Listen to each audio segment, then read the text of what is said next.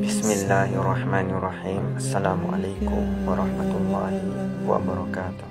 Alhamdulillahi rabbil alamin. Wassalatu wassalamu ala asrofil anbiya'i wal mursalin wa ala alihi washabihi rasulillahi ajma'in. Amma ba'du.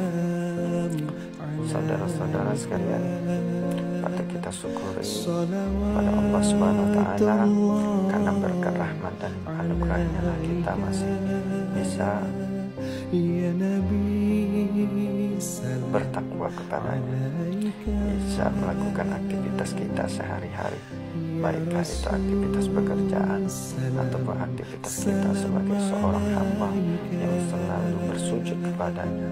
Mudah-mudahan kita selalu menjadi insan yang istiqomah dalam berbuat kebaikan dan menjalankan perintah Allah untuk beribadah kepadanya.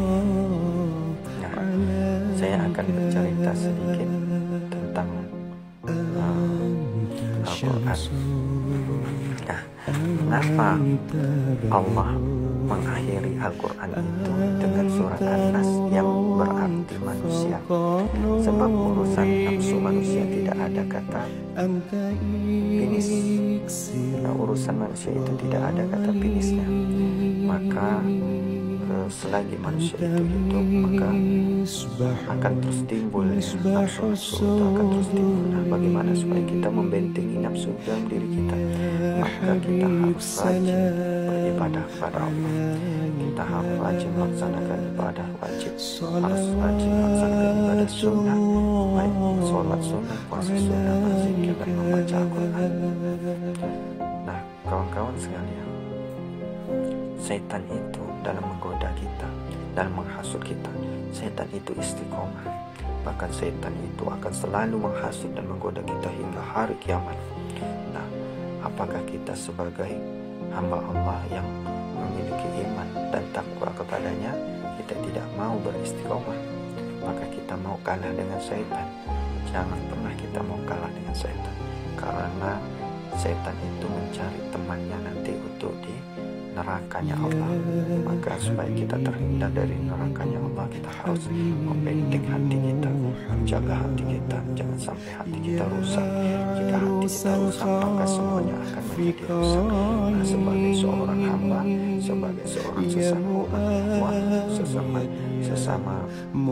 saudara seiman, kita harus saling mengingatkan, harus saling menasehati, tapi bukan saling menilai, karena penilaian itu hanya milik Allah Subhanahu wa taala. Kita tidak berhak menilai.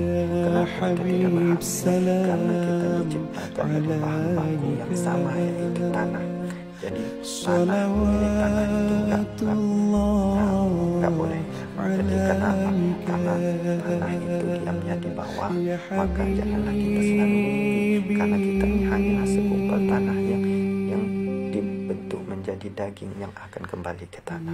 Maka selalulah kita beristiqomah untuk berbuat kebaikan dan beribadah kepada Allah SWT. Semoga kita semua terhindar dari godaan setan yang terkutuk. Amin amin ya rabbal alamin.